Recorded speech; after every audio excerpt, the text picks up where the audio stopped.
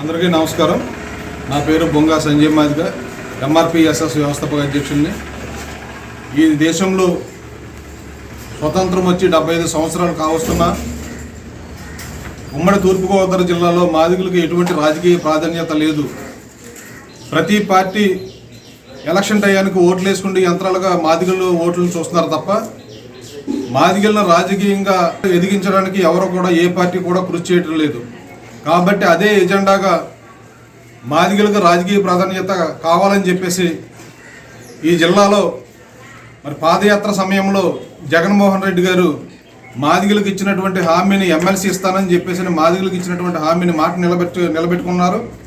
అదేవిధంగా మరి జనసేన పార్టీ, తెలుగుదేశం ఉమ్మడి ప్రయత్నంలో భాగంగా మాదిగలకు ఒక ఎమ్మెల్యే సీటు లేదంటే పార్టీ అధికారంలోకి వచ్చిన తర్వాత ఒక ఎమ్మెల్సీ సీటుగా ఇవ్వాలని చెప్పేసి ఎంఆర్పిఎస్ ద్వారాగా మేము డిమాండ్ చేస్తూ ఉన్నాం.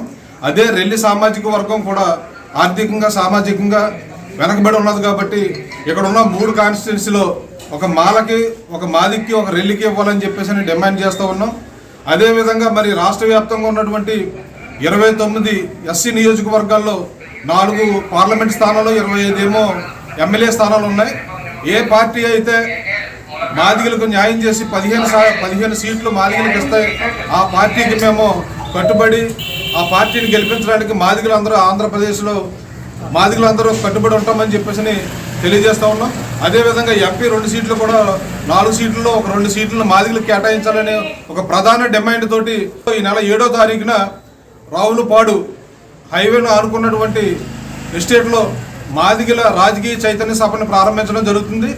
ఈ సభకు మాదిగ ఉపకులాలందరూ వచ్చి మాదిగల యొక్క సత్తా చాటవలసినటువంటి సమయం ఆసన్నమైనది కాబట్టి ప్రతి ఒక్క పల్లె నుంచి మాదిగలు వేలాదిగా తరలి వచ్చి సభని విజయవంతం చేయాలని చెప్పేసి సందర్భంగా తెలియజేస్తూ ఉన్నాం. అదేవిధంగా ఎస్సీ వర్గీకరణ విషయం సుప్రీంకోర్టులో ఉన్నది కాబట్టి ప్రజెంట్ సుప్రీంకోర్టు ఏదైతే తీర్పు ఇస్తుందో ఆ తీర్పు కోసం వెయిట్ చూస్తున్నాం.